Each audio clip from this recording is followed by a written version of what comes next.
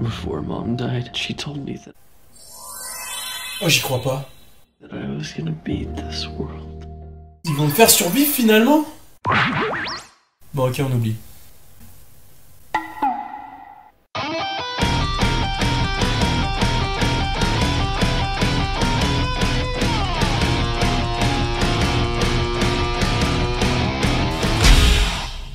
Chill les amis! Aujourd'hui on revient sur les trailers de la suite de la saison 8 de The Walking Dead. On va donc voir ce qu'ils pourraient nous révéler, s'il n'y a pas des indices que veulent bien nous lâcher les showrunners. Bon, sachant qu'ils aiment bien faire des montages pour brouiller les pistes quand même, on va pas se mentir. Donc, méfiance. D'ailleurs, pour m'aider à démêler le vrai du faux, je vais appeler en renfort un autre youtubeur, un capitaine. Et oui, vous ne rêvez pas, j'appelle le Captain... Salut! T'es pas le Captain... Cola, Captain Cola! Tu sais, le truc que tu bois là quand tu bouffes du popcorn au ciné là. Ah oui, remarque, c'est bien aussi. En plus, moi, tout ce qui est cola, j'adore.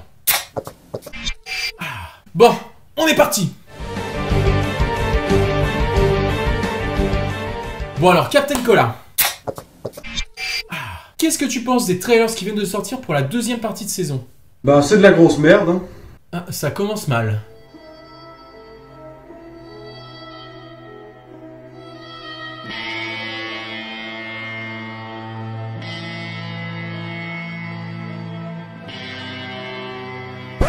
Ben non, je déconne.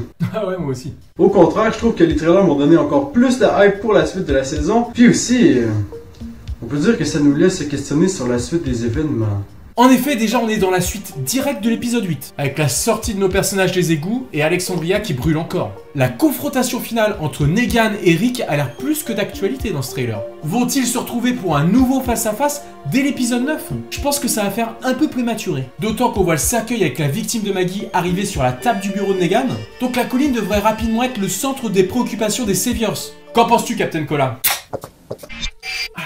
Et aussi, pour la suite directe, on voit avant tout dans cet épisode Ezekiel qui est maintenu captif dans le royaume. Je sens que l'épisode devrait en partie reposer sur son sauvetage par Carol et Morgan, comme on peut voir dans un extrait. Après, reste à savoir s'ils vont réussir leur mission de sauvetage sans dommage, ou s'ils vont enfin tuer un des lieutenants de Negan. Oui, du coup, avant de remonter jusqu'à lui, effectivement, on devrait les voir se débarrasser de ses lieutenants dans un premier temps.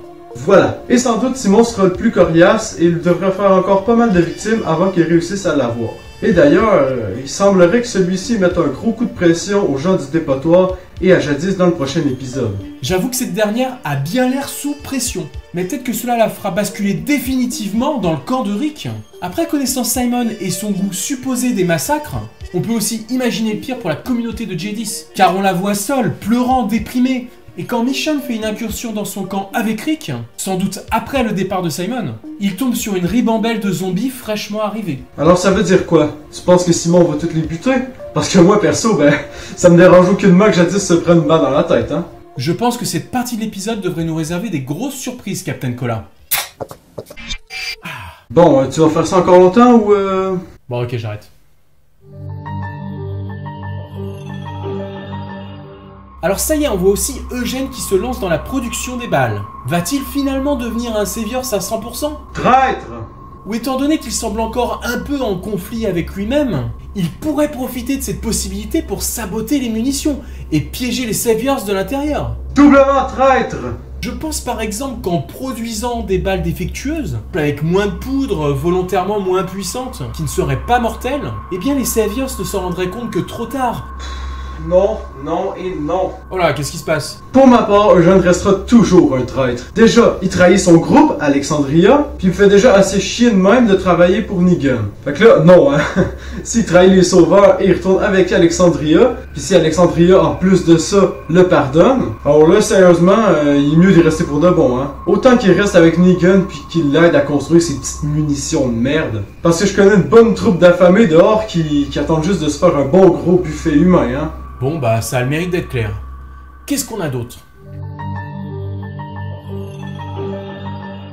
J'aimerais aussi revenir sur un point qui m'a bien interpellé dans ces derniers trailers. Cette scène où on voit Morgan fuir avec des walkers à ses trousses. Ce qui m'interpelle, c'est ce zombie. Voilà, celui-là. Ben, peut-être qu'il y a eu des problèmes de maquillage. Puis comme il est au second plan, peut-être que ces détails sont moins importants. Oui. Ah, tu viens de me casser ma baraque. Mais sinon, malgré tout, on dirait que la caméra essaie de le mettre en avant. Et je sais pas pour toi, Mais perso, ça m'évoque... Les chuchoteurs. Voilà, il avance tranquille avec son regard qui est braqué sur sa cible, et elle reste en retrait comme les chuchoteurs qui se mêlent aux zombies et les utilisent à la fois. Enfin, on peut observer que ses cheveux sont complètement intacts comparés aux zombies. T'es en train de te mettre en mode parano, là. Voilà, sans doute est-ce un figurant de second plan. Mais comme ça, dans le feu de l'action, ça peut laisser espérer d'autres perspectives. Ben dis donc, en France, vous vous chauffez les méninges avec un rien, hein. Après, forcément, comme au Québec, vous gelez sur place, ça doit être plus difficile de se concentrer sur un truc. Ouais, ça nous rend surtout plus lucides.